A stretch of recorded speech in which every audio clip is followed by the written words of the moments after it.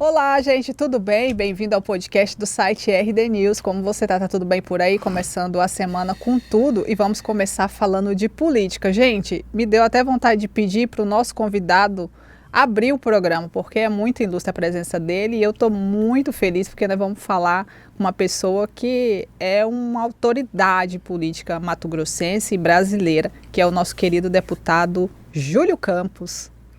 Tudo bem, deputado? Bom dia, tudo bem? É um prazer imenso estar diante de você aqui para mais uma vez estar aqui no RD News. Quero cumprimentar o meu amigo Romilson Dourado, que é uma pessoa que eu tenho uma admiração muito grande.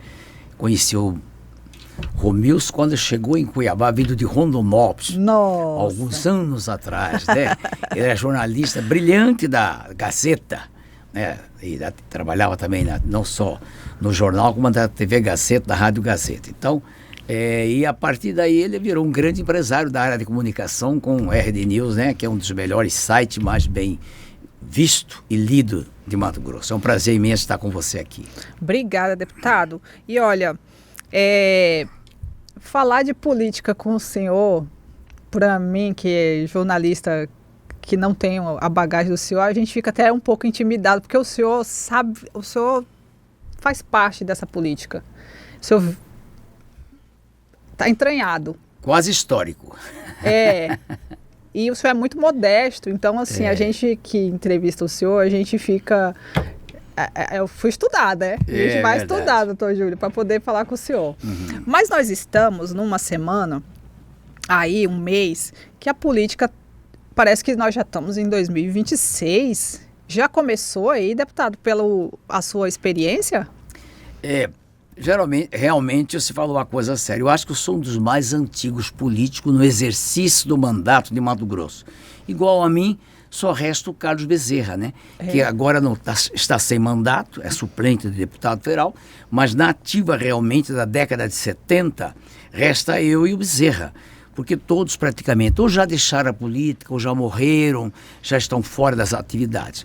E realmente nessa longa vida pública nossa, que iniciamos em 1972, quando você sequer tinha nascido, eu já fui eleito prefeito de Várzea Grande aos 25 anos de idade. De lá para cá não parei. Já tem 52 anos que estou na vida pública. Fui prefeito, deputado federal, governador do estado, novamente deputado federal constituinte, senador da República, depois deputado estadual, deputado federal e agora deputado estadual pela primeira vez aos quase 80 anos de idade. Uau. 78 anos de idade. Então tenho realmente uma experiência muito grande, graças a Deus. Nesse tempo todo, um político posso me orgulhar, ficha limpa. Ótimo, deputado. E assim, eu já vou direto ao ponto. Qual que é o objetivo do União Brasil em se unir aí com o PP? É de olho no Cidinho para a segunda opção? Como que vocês estão vendo isso? Não, nada a ver, nós nem fomos ouvidos. A verdade é essa. Nem Cidinho, nem o PP foi ouvido, nem nós da União Brasil fomos ouvidos. Essa é uma decisão da cúpula nacional. Entendi. O que se visou essa fusão, essa federação? Vai criar-se uma federação que nós somos obrigados a conviver harmonicamente, politicamente, por 4 anos. Nesta eleição estadual e na eleição municipal de 28 estaremos juntos. Só podemos desfazer, se não fizer a fusão de fato, daqui a 4 anos. O que foi? Bancada federal. Com essa federalização entre PP e União Brasil, nós tornamos a maior bancada individual da Câmara dos Deputados. A partir de agora, nós somos 109 deputados federais do Congresso Nacional, mais de 20% do Congresso, 14 senadores de vários estados brasileiros, entre os quais Mato Grosso, temos o senador Jaime Campos, né, que é da União Brasil, e também a nível de prefeitos e vereadores. Além de 6 governadores de estado, 6 ou 7 governadores que são dessa nova federação, nós temos também, dos 5 mil prefeitos que tem no Brasil, 5 mil e tantos, mais de 1.500 prefeitos são agora dessa federação. E dos mais de 3 ou 4 mil vereadores espalhados por todos os estados brasileiros. O que é a direção nacional dessa federação? Que é composta pelo Antônio Rueda, presidente do União Brasil, pelo Ciro Nogueira, presidente do PP, e por mais grandes lideranças, como Antônio Carlos Magalhães Neto, Davi Alcolumbre, né? E tantos outros líderes. Ficou decidido que nos estados onde não tem nenhuma dificuldade de fazer a fusão, não caberá a cada estado ter a sua direção própria, como Mato Grosso. Alguns estados que têm atritos entre o PP e a União Brasil, o Diretório Nacional é que vai decidir o rumo que o partido vai tomar naquele estado. Por exemplo, aqui temos desses 27 estados brasileiros, União do Distrito Federal e mais os estados, nós temos a tranquilidade de composição sem nenhum atrito, aproximadamente 17. Mas em 10 estados nós temos alguma dificuldade que caberá ao Diretório Nacional ver quem que vai comandar. Aqui em Mato Grosso já foi decidido que quem vai comandar essa frente de cidadania é o União Brasil. Por quê? Vou dizer para você. Porque a União Brasil aqui em Mato Grosso tem um governador do estado, que é o nosso governador Mauro Mendes, que é atual presidente da União Brasil e vai ser talvez o presidente dessa fusão. Temos um senador da República, que é o Jaime Campos. Temos 2 deputados federais, que é Fábio Garcia e Coronel Assis, e mais uma suplente em exercício, que é a Gisela Simona. Temos 4 deputados estaduais: Eduardo Botelho, Dilmar Dal Bosco, Sebastião Rezende e Júlio Campos.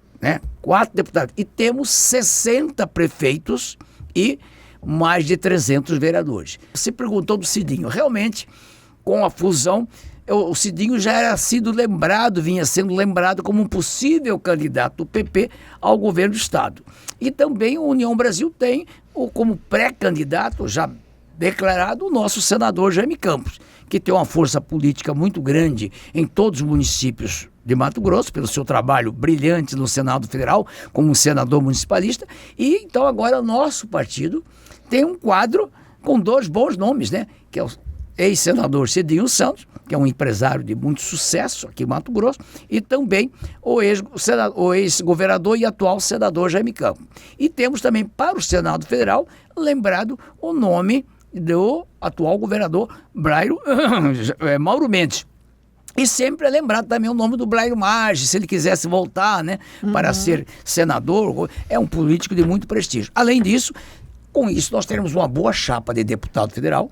Precisamos agora, como você acompanhou nessa semana, a Câmara dos Deputados, ao invés de cumprir a lei que mandava que os estados que não cresceram população, que tiveram sua população dividida, deveria baixar a sua cadeira e redistribuir dos demais estados. Lamentavelmente, vergonhosamente, eu acho, a Câmara improvisou mais uma coisa que só no Brasil acontece: não cumprir a lei, fazer uma nova lei, em vez de diminuir a bancada dos estados que iam perder, resolveu criar mais 18 vagas, e Mato Grosso, com essa criação já ia ser agraciado no mínimo com uma vaga. Agora, com a nova lei, Mato Grosso vai ganhar 2 cadeiras a mais da Câmara Federal e 6 cadeiras na Assembleia Legislativa, como manda a Constituição Federal. Para cada um deputado federal, 3 vagas de deputado estadual. Então, Mato Grosso, a partir da eleição de 2026, ao invés de eleger 24 deputados, vai eleger 30 deputados estaduais, e em vez de 8 federais, vai eleger 10 deputados federais. O que amplia a possibilidade de novos candidatos surgirem. Só que dificulta aliciar candidatos. Se não fizer um trabalho bem feito agora, daqui até março do ano que vem, abril, nós teremos dificuldade. Porque o nosso partido já está muito forte, com várias lideranças expressivas na Câmara e na Assembleia. E muitos políticos novos não querem entrar, né, nesse partido, porque as dificuldades para eleger é maior. Agora, deputado, o senhor falou aí do senador Jaime Campos para governo, Cidinho aí... Lembrado, né? E o Piveta? O Pivetta não faz parte do nosso partido. Mas o governador... Lamentavelmente, eu gostaria que ele fosse o nosso aliado político, mas ele é um coligado. Isso, mas o Partido Republicano, que o Pivetta lidera aqui em Mato Grosso, junto com o Adilson Sacchetti, com os deputados estaduais Diego Guimarães, com o nosso amigo Moretti, é um nome lembrado não só para ser governador, como qualquer outra posição, já é vice-governador, já foi prefeito, deputado, é um grande quadro político. Mas só que eu não posso falar no nome dele nessa nossa união, PP e União Brasil, porque ele, por enquanto, ele tem um partido dele. É natural, agora, por razões pessoais, o nosso governador, que é filiado à União Brasil, gostaria que o Pivetta fosse seu sucessor. Mas dentro do nosso partido, dificilmente isso ocorreria. Só pode ocorrer se tiver uma coligação. Deputado, o site lançou uma enquete para saber se a nossa população já tem um governador aí com esses nomes que já estão se levantando. E eu queria mostrar para o senhor a parcial de hoje.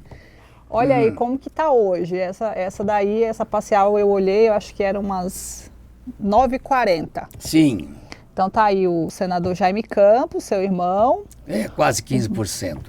Aí o presidente da Assembleia, Max Russi. Que não é candidato, né? Não é nem pré-candidato. Mas são nomes que ficam É sinal de prestígio, né? Isso. Aí o empresário que o senhor falou, o Odílio Balbinotti. Certo. O Otaviano, nosso vice-governador. Que é pré-candidato do Republicano. Isso. O senador Wellington. Sim, que é pré-candidato do PL, né? O Zé do Pátio, que foi seu colega. Pelo PSB, né? Para ser candidato lá junto com o Pedro Táxi. E aí tem aí a opção também de pessoas que ainda não gostaram de nenhum nome ou não tiveram afinidade e pessoas que não sabem ainda. Como que o senhor analisa aí eu sei que o senhor já fez aí uma análise breve, mas o que o senhor achou dessa movimentação do eleitor? O senhor acha que o eleitor está atento, está... Olha, esse tipo de pesquisa muito antecipada, né? Com um quadro totalmente ainda indefinido, é um pouco superficial, mas já dá uma demonstração, né, de que os nomes mais lembrados pelo eleitor é os que estão lembrados pelo eleitorado, com exceção do nome do deputado Max Russi, que é o nosso presidente, eu sou vice-presidente dele na Assembleia, que ele tem manifestado, né, que o interesse dele é ser reeleito deputado estadual e fazer uma boa bancada na Assembleia Legislativa e eleger pelo menos um deputado federal ou 2 lá para Brasília, que ele tem um compromisso com o Podemos, né? Mas é um quadro, por aí mesmo. O senador Jaime Campos também, nós falamos dele, mas até hoje ele não definiu se quer ser candidato a governador ou continuar como candidato ao Senado, né? Ele tem 2 opções, que ele é candidato natural também ao Senado, já que ele está no mandato. O senador o Hélito Fagundes, esse nome bastante lembrado também aí, é um candidato potencialmente forte, num partido forte, e que somando o Hélito com o Balbinotti, que são do mesmo segmento, já daria 15%, né? Então tá bem situado aí e eu achei que teria que ter algum do PT, né? Quem que o senhor acha que faltou aí? O Lúdio? O Lúdio diz que não quer se candidatar, mas a Rosa Neide é um nome que é lembrado, né? Poderia ser lembrado. Mas como o PT sempre está composto com o PSB, o Zé do Pátio é bastante ligado ao Lula, você sabe, né? Foi prefeito de Rondonópolis, ajudado muito pelo presidente Lula, é um fã do presidente Lula e eu acho que ele está mais ou menos representando o segmento de esquerda, né?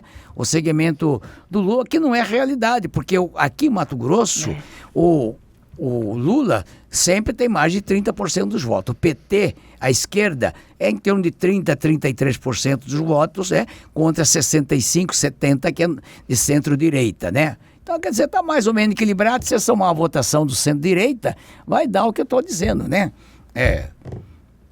Que dá os 70% contra 30 e poucos por cento. Deputado, agora a gente pensando aí na fusão União e PP.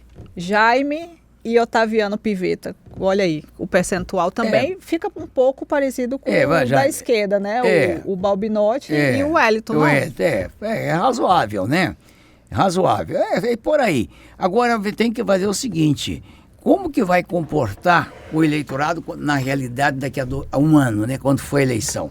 Porque este é um quadro de hoje. Mas pode surgir um fato novo, né? Daqui a há 6 meses, como diz o senador Jaime Campos, ninguém sabe daqui a um ano quem vai estar vivo, quem não vai estar com a tornozeleira no pé. Meu Deus do céu. É verdade, fala isso, né? E aí quem realmente vai ser candidato. Porque muitos projetos, muitas vezes, por exemplo, uma análise que você tem que fazer. O senador, o Hélio Fagundes, é sogro da deputada Janaína Riva. Cabe numa eleição majoritária o sogro e a nora? Um para o governo e outro para o Senado? Né? O eleitorado vai aceitar essa composição. Então, todos os fatos têm que ser analisados, né? Devagar, com calma, sem precipitação. E não tem do Senado aí o quadro? Vocês não fizeram? Não, a gente não fez o para nós vermos como que vai o desempenho do governador Mauro, da deputada Janaína, do deputado Medeiros, né? Teve do Senado, mas eu não tô com ele aqui, mas já teve do Senado, né, Patrícia? Já teve uma enquete do Senado e estava bem expressiva, né? Né? Estava bem expressiva. E quem ganhou? Olha, eu fiquei surpresa. Eu acho que tinha, por incrível que pareça, tinha o ex-governador Pedro Táxi e a Janaína.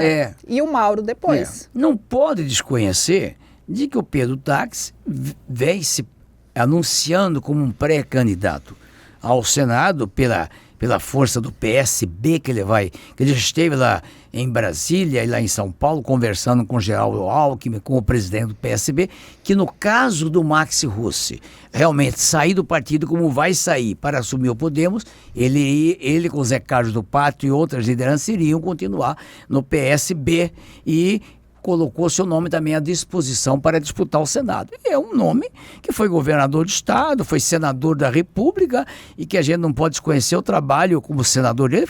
Como governador ele foi regular, mas como senador ele foi um brilhante senador, né? Lá em Brasília nos 4 anos. Se ele tivesse continuado senador, talvez hoje ele seria mais forte politicamente em Mato Grosso, porque a atuação dele como homem de direito, constitucionalista, é um político que tem toda a pretensão, toda justificativa para disputar um mandato de senador, de deputado federal e representar Mato Grosso. Não vejo nenhum. E também o governador Mauro Mendes. É um candidato natural também, pelo trabalho sério, dinâmico que ele vem fazendo frente ao governo do Mato Grosso, desses 8 anos do seu mandato. Ele vai deixar um cabedal de muitas obras realizadas e com potencial político muito grande para ser um senador também, daqui a 1 ano e meio, 1 ano e pouco, representando o nosso estado em Brasília. E olha, como eu adorei o senhor na análise comigo para governo, a gente conseguiu a análise do Senado que o senhor falou. Aqui, ó. Essa aqui foi uma pesquisa também que a gente fez há umas semanas atrás.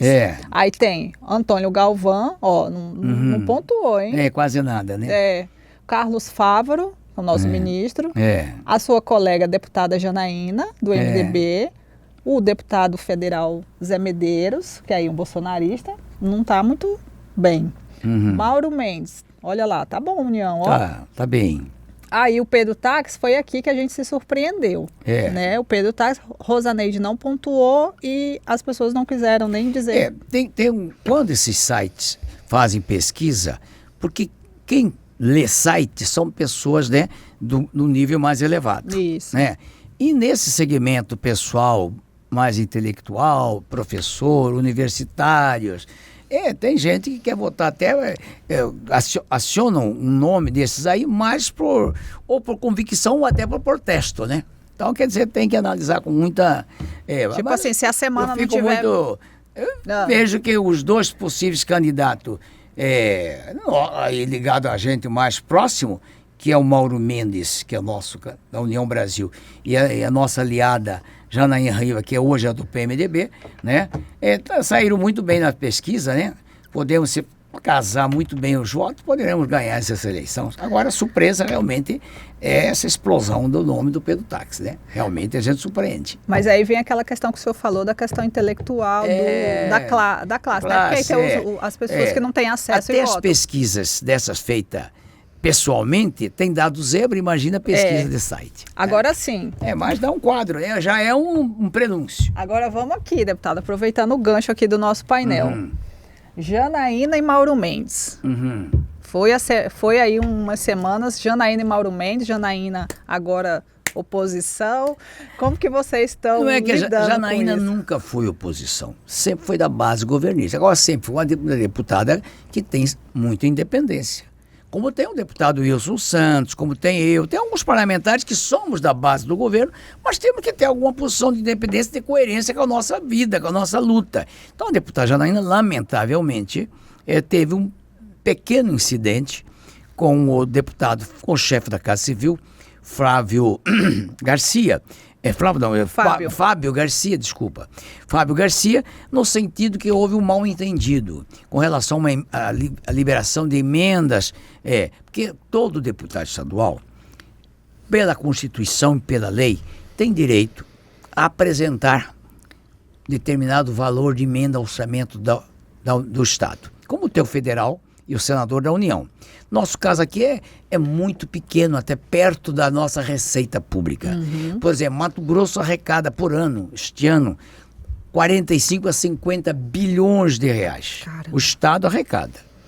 Desses 45, 50 bilhões de reais, o deputado estadual, os 24 deputados que representam o povo de Mato Grosso, o interior, a pequena cidade, os quilombolas, a população indígena, que está no dia a dia do contato lá nas bases, tem direito a apresentar apenas 648 milhões de reais de emenda. Significa o quê? 45 bilhões, menos de 1% no máximo. Então a receita líquida do Estado. O que ocorre? Desses 27 milhões que este ano, 50% se destina para a saúde. É obrigatório. 50%, que é o maior problema da população do Brasil e de Mato Grosso, é a saúde pública. Eu acho justo isso. E 50% você pode distribuir para outros setores, para obras públicas, para esporte, para a educação, para a cultura, né? E a deputada Janaína foi procurado pelo prefeito de São Félix do Araguaia, o doutor Acácio, para destinar uma emenda para o Festival de Praia de São Félix do Araguaia, que é o maior evento turístico daquela região, no mês de julho. São milhares de pessoas que vêm para o Araguaia e a cidade movimenta tanto, o comércio vende muito, os hotéis vivem cheios, os restaurantes, os barcos alugados, enfim, é uma festa, um mês de festival. Com shows artísticos, realmente todo mundo participa, né? Todo deputado, todo empresário da região colabora para esse evento, a prefeitura, tudo. E aí parece-me que, como ela não tinha essa condição de destinar, ela fez uma parceria com o senador Jaime Campos. Falou: senador, eu vou destinar, eu tenho compromisso do maquinários para entregar alguns equipamentos, moto niveladora, caminhão de negócio, no interior, e o prefeito de São Félix que precisa dessa emenda. O senhor podia fazer uma troca comigo? Eu ponho da minha cota esse R$1.200.000 para o festival e o senhor me dá uma compensação de R$1.200.000 em equipamentos para me distribuir para os municípios. Está ótimo, fechado. E no dia da inauguração da Ponta Atalaia, o prefeito, o presidente da Câmara de São Félix e alguns vereadores foram lá na inauguração e, aproveitando da oportunidade que estava o governador, senadores, deputados, pediu para o senador Jaime confirmar com o deputado Fábio Garcia se estava ok aquele compromisso. Do pagamento da emenda de 1.200.000 que a deputada Janaína tinha posto para a prefeitura com permuta com o senador, se seria pago até mês de junho, que é o festival em julho. O deputado Garcia, por alguma razão, falou: não, Janaína está muito independente, já não faz parte da base, está votando muito contra o governo, nós não vamos pagar essa emenda agora, vamos pagar só no fim do ano. E aí a deputada Janaína se sentiu agredida com essa atitude e fez um discurso um pouco exagerado, né? De defesa da emenda dela, mas partiu para um ataque injusto, né? Usando algumas palavras não de ética parlamentar contra o chefe da Casa Civil, que no dia seguinte, como cada ação tem uma reação.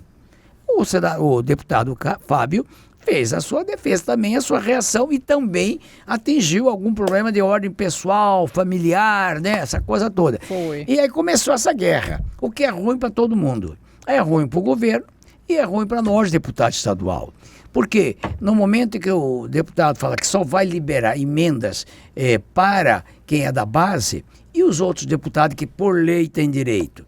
Deputado Lúdio, deputado Barranco, deputado Wilson Santos, deputado... vários todos. Então o pessoal ficou um pouco magoado. Para evitar isso, para evitar esse constrangimento de ter liberação a critério político, que o governador, ano passado, não fez nada disso. Liberou, todo mundo recebeu emenda normal.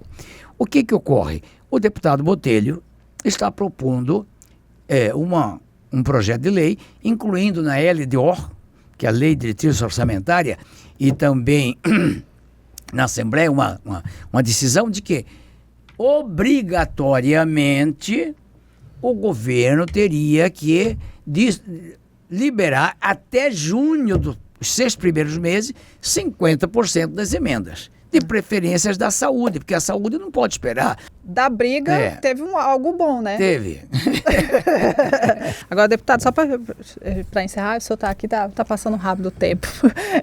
Eu queria pedir para o senhor analisar comigo o que a prefeita Flávia Moretti faz lá em Várzea Grande para conseguir ter traquejo com os vereadores ali para melhorar a cidade na gestão dela, porque, você ouviu, né? Ela já teve aí uma questão dela não se entender com o vice não se entender com ela, já veio o Bruno Rios, que é um vereador do PL, que não está satisfeito com ela, assim, pela sua experiência, pela história de vocês com Várzea Grande, como que faz ali, hein, deputado? Olha, eu até sou suspeito para falar sobre esse assunto, porque eu fui adversário político da Flávia. Nosso candidato foi Calil Baracate. Perdemos a eleição e quem perde, normal é fazer oposição. Mas considerando a inexperiência política dela e até a boa vontade por ser mulher, por estar fazendo um esforço muito grande e por ter encontrado um momento difícil, de atrito, né, interna corporis. A briga é mais entre eles, né? O PL é muito dividido, o vice-prefeito brigando com a prefeita por espaço na prefeitura, por compromisso de que assumido na campanha, né? Que ela não queria dar o espaço para ele. O atrito dela com a Câmara Municipal, sem querer conversar com os vereadores, sem querer uma participação maior dos vereadores, até descontentamento da sua base. O vereador Bruno Rios, que foi eleito por ela, o vereador Caio Cordeiro também, que é do PL, um pouco descontente, raivoso, voltando contra. Eu acho que eu aconselhei a ela, prefeita Flávia, estou pronto para te ajudar, tanto que eu já levei uma emenda de R$1.500.000 para o programa Fila Zero, para operar as pessoas que estão na fila de espera, e ela já está executando, felizmente, esse projeto. Falei, olha, eu sei da dificuldade, porque ela é uma técnica, uma advogada sem nenhuma experiência política, né? Assim, do dia a dia da política. É uma pessoa preparada, mas sem o rame-rame, como diz o termo, Sim. né? Falei assim, ela tem que abrir um pouco, dialogar mais com os vereadores, abrir espaço para os vereadores. O vereador está pedindo posição, cargo, isso é natural. O vereador quer realmente participar. Quem ajuda a ganhar, ajuda a governar, né? E quem quer ajudar, ela precisa de uma bancada de pelo menos a maioria da Câmara, senão é problemático, né? Porque toda vez que precisar, vai ter muita dificuldade. Então ela parece que já melhorou bastante, né?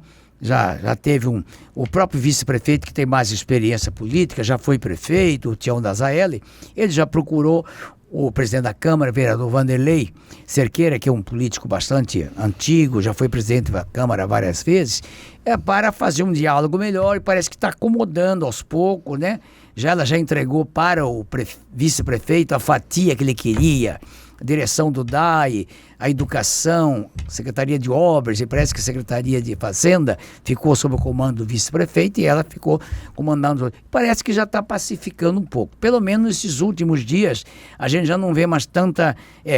Nós da União Brasil queremos fazer oposição. Pelo contrário, os 3 vereadores nossos, Rose Prado, Jânio e o Charles, são os que mais apoiam os pedidos da prefeita. que não causam problema para prefeito, tem ajudado muito. Então, quer dizer, e os outros vereadores aliados nossos também têm colaborado. Parece que até agora teve poucas coisas negadas pela Câmara, mas tem que dialogar, tem que ter paciência, né? Aos poucos, né?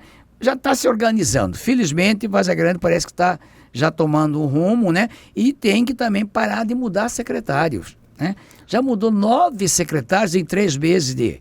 É sinal que as escolhas feitas na época da posse não foram tão bem escolhidas, né? Mas parece que agora vai assentar um pouco, já vai ter uma pacificação. Deus queira que sim. Desejo sucesso para ela, estou pronto para ajudar. O senador Jaime Campos já recebeu ela, está pronto para ajudar, para trazer recursos, verba, liberar alguns recursos que já estavam previstos na gestão do Calil Baracate, que ainda não foram liberados. Aproximadamente 22 milhões para construção de creche, ampliação de escola. Então o Jaime está em Brasília cuidando disso, né? E ela também está se esforçando para fazer esses projetos, organizar. Eu acredito que agora está pacificando. Graças a Deus a gente já vê mais tranquilidade e eu desejo sucesso à prefeita, ao vice-prefeita, aos vereadores, toda a equipe, para que nós queremos que Várzea Grande cresça. Sim. Várzea Grande prospere. É a nossa terra natal, nosso patrimônio está tudo lá. Meu pai, meus avós, tudo deixou patrimônio muito grande em Várzea Grande, é casa, terreno, imóveis, né? Então, nós queremos que a cidade cresça, né? E desenvolva. E estamos prontos para ajudar. De qualquer forma, independente de eleição, porque eleição é só ano que vem. Ano que vem, é outra história. É outra história. A gente vai para a briga, né? E 2026, 2028, disputa eleitoral, faz parte da democracia. Mas agora é hora de pacificação, é hora de paz, de trabalho, de construção para uma nova Várzea Grande. Agora, para a gente fechar, 2026, Júlio Campos vai sair para deputado estadual? O futuro a Deus pertence. Meu nome está à disposição do partido para qualquer coisa. Reeleger deputado governo. Estadual, ser deputado federal, ser governador do estado, senador da República. Se eu tiver autorização dos filhos e dos amigos, eu talvez possa disputar uma reeleição para deputado estadual com mais facilidade do que a primeira eleição. Foi muito difícil 2022, né? Porque eu estava fora da política há 8 anos, então tive muita... Mas agora, atuando como estou, acho que eu tenho condição de me reeleger deputado estadual com mais facilidade perante o eleitorado mato-grossense. Mas assim, nos bastidores que eu tive acesso um pouquinho ali de tempo com os senhores, eu ouvi falar que o seu Jaime... estava pensando em cuidar um pouco dos netinhos e tal. E aí, agora o nome dele está sendo citado aí para governo. E o senhor... Porque nós não fazemos da política a função maior da vida. Todos nós somos empresários. O Jaime é empresário forte na área da agricultura, da pecuária, né? Do agronegócio. Há mais de 60 anos, 50 desde o guri. Nós somos empresários, meu pai já era forte comerciante, atacadista aqui em Cuiabá, a futurista, milhares de pessoas que eu encontro, olha, eu comprava no armazém de seu pai, né? Seu pai me fornecia mercadoria.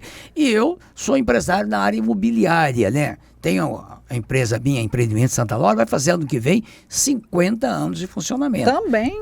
O senhor tem 57 de política. 52 de política. 52 e 50. 50 anos que eu fundei, já era empresário. Que eu fundei o Santa Laura, que hoje é dono de grandes empreendimentos imobiliários, Projeto Brasil Beach, aqueles condomínios ali na Estrada da Guia. Eu comprei essas áreas lá em 77, você não tinha nem nascido. Sim. Eu já era proprietário de área, já fazia loteamento, já fiz loteamento em Cuiabá, Várzea Grande, Campinas, Santo Antônio, Ribeirão Preto. Então, estou nesse ramo, assim, eu sou corretor.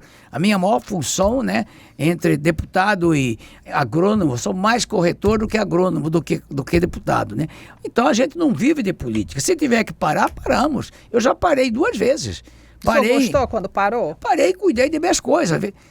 Ganhei mais dinheiro, né? Gastei menos, porque a política é custo, né? Então, mas estamos prontos. Se precisar, chame o Júlio. Chame o Júlio. E eu chamei e ele veio.